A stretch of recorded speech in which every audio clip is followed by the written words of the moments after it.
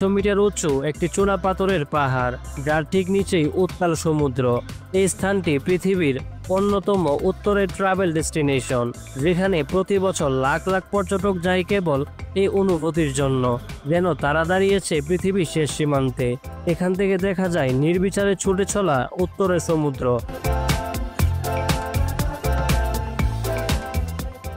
আর অনেক দিন সূর্য অস্ত যায় না, কিন্তু শুধু সৌন্দর্যই নয়, এই জায়গাতে রয়েছে ইতিহাসের গন্ধ।